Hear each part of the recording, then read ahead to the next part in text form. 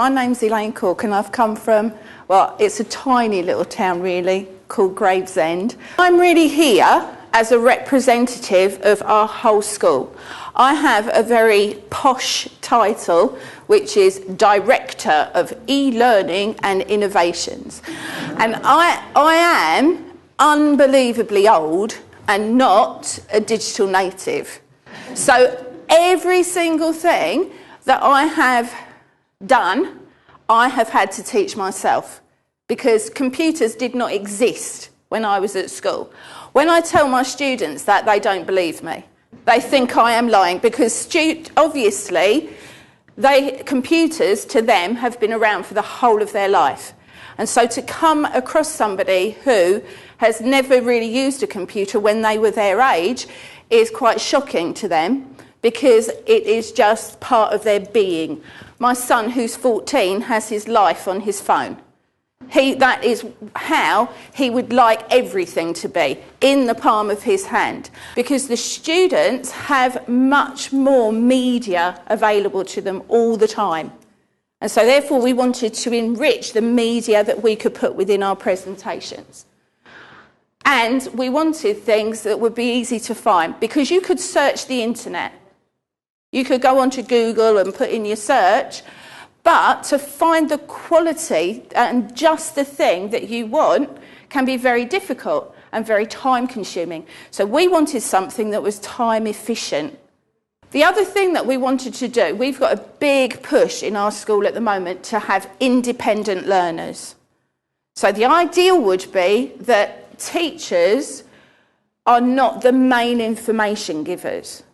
Because in the digital age, information access moves forward really quickly. And you cannot hope to keep pace with that. I'm sure it's the same wherever you are as a teacher, the marking is very, very time consuming. And so if there is even some activities that you could set that don't require you to mark them, but you get the feedback, that again, as far as we were concerned, was a thumbs up, a very positive thing. When you set something that's a homework within the yTeach portal, what will happen is you will get a list of all the students who've attempted it. Okay? This is only a section of my class, because if I had a class with 2, 4, 6, 7 people in, I'd be really happy, wouldn't I? But I've got 30 in this class, but this is just so that you could see it. And obviously, because this has got a line underneath, what I could do is I could click on that person's name and I can go and see what they have actually done throughout the activity that I've set. So very quickly, I can get an idea of what they have and haven't understood. Because the activity that I set had various parts to it, it will break it down into the individual parts. So these were the 3 bits that I decided that I wanted them to do. So I picked them, the different activities, okay, from the plethora of resources that there were, okay? And then what the students get is a summary screen. So when they complete the assessment, what they'll see is whether they've completed it and how many errors they made, so that they can, and amazingly, our students do go back and try and improve it.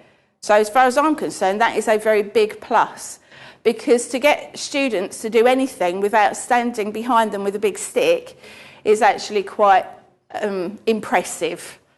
I like yLearn as it's an interactive website and it helps me to revise my science tests. It helps me by giving me resources like videos and information, tips of the subject, and so I can go through it and pick a subject or topic that I want to revise, and it can give me a set of questions to answer, and if I get it wrong it gives me tips and it shows me videos, and at the end of it I can go to the checkout and it will tell me what questions I've got wrong, how many retries I've had of it, and if I want to try again. And it's like a test, so through it has different topics. Because at our school we have got a really, really big push to make everything available online, the fact that they are available online anytime, anywhere is a really big plus. What is it that you like about yLearn? I like the way that it helps me revise, because if I'm having trouble with the test, I'll go to yLearn because it shows me informative videos. It gives me questions and quizzes to test me on my knowledge. So if I don't know something and I get a question wrong with yLearn, it won't tell me the answer, and I think that is good, because if it doesn't tell you the answer, you can think about it, think about why it's wrong, and then improve your answer. Also, at the end of yLearn, it will mark it and it gives you the option to go back and look at your answers, and that's also good because then you can improve from that. yLearn has helped me in various different ways, including my previous end of term science test, because I revised on yLearn, I got a higher grade, and that's why yLearn is good for me. I like doing this in lessons because it's unique to what we normally do, and it's good because I can work independently but get information from videos and use them to answer the question. Okay, and is it better than just having a teacher tell you? Yeah. yTeach e-learning for the 21st century.